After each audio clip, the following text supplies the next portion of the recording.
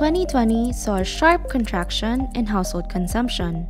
The snowballing number of COVID-19 cases prompted the government to enforce strict measures that limit daily activities.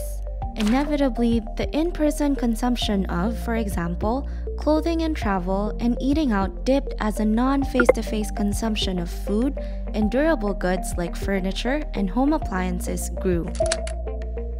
An examination of household spending during the past 10 years reveals that while there have been changes in the amount spent on in-person and non-face-to-face consumption, the ratio has generally remained consistent, that is, until the pandemic. Typically, in times of economic crisis, households opt to tighten their purse strings and delay the purchase of durable goods to prepare for any future uncertainties. Then why was the situation so different in 2020? To answer this question, we must first explore the changes in the composition of consumption. Despite the fall in market income, which includes earned and property income, disposable income ticked up thanks to government support packages like the Emergency Disaster Relief Fund. By income quintile, market income dropped by a significant margin in the first quintile, while consumption expenditure increased as disposable income grew. This clearly shows that government support contributed to easing the harsh conditions for households.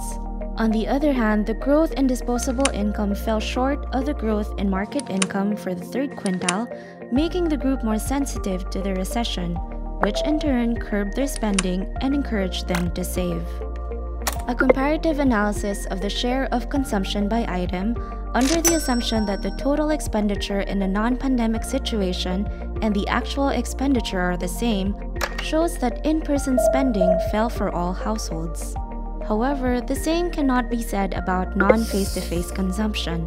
In terms of durable goods, households in the third quintile tightened their spending, while those in the fifth quintile increased it, especially on cars. As for the remaining quintiles, spending increased in durable goods such as furniture and home appliances, and all households increased their spending in non-durable goods such as food. This shows that although the risk posed by COVID-19 have limited social activity and in-person spending, the growth in disposable income has enabled consumers to increase their non-face-to-face consumption. Given that our spending patterns have changed so much since the pandemic, how much impact will this have going forward? Given the assumption that COVID-19 shock decreases the daily activities and preference for in-person consumption, a dynamic macroeconomic model is used to examine the quantitative changes in household consumption over time due to the COVID-19 shock. By similar margins to the shifts in household consumption in 2020, the model shows that both total and in-person consumption fall and that non-face-to-face consumption rises, indicating that the COVID-19 shock is the key determinant of the changes.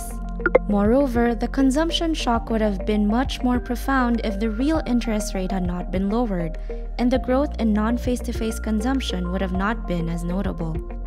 Ultimately, the recovery in household consumption will depend on when the shock of the pandemic begins to wane. An analysis was conducted based on 3 scenarios. The first, or baseline scenario, assumes that the shock will ease to 1/3 of the level at the end of 2020 and December 2021. The second, or upside scenario, assumes that it will happen a quarter earlier than the baseline. And the third, or downside scenario, assumes that it will happen 2 quarters later than the baseline. According to the findings, compared to the baseline scenario, total household consumption will grow 0.5 percentage points more in the upside scenario and shrink by 0.6 percentage points in the downside scenario. As for non-face-to-face consumption, conditions normalize at the fastest rate in the second scenario. 코로나19의 사회활동 제약은 가계의 소비 구성을 변화시킬 정도로 영향이 컸습니다. 코로나19 종식에 대한 기대가 확고해지기 전까지는 가계 소비가 회복되기 어렵다는 점을 감안해서 소비 감소를 완충시켜 주었던 완화적인 통화 정책을 당분간 지속할 필요가 있겠습니다. 이와 함께 코로나19로 인한 경제적 충격이 주로 중간소득 이하 계층에 집중되었을 가능성과 저소득층의 소비 여력을 고려해서 이들을 중심으로 정부 지원을 집중해야겠습니다. 또한 계속되는 방역 정책을 국민들이 받아들일 수 있도록 방역 조치로 인한 부담이 큰 자영업에 대한 지원도 병행해야 합니다.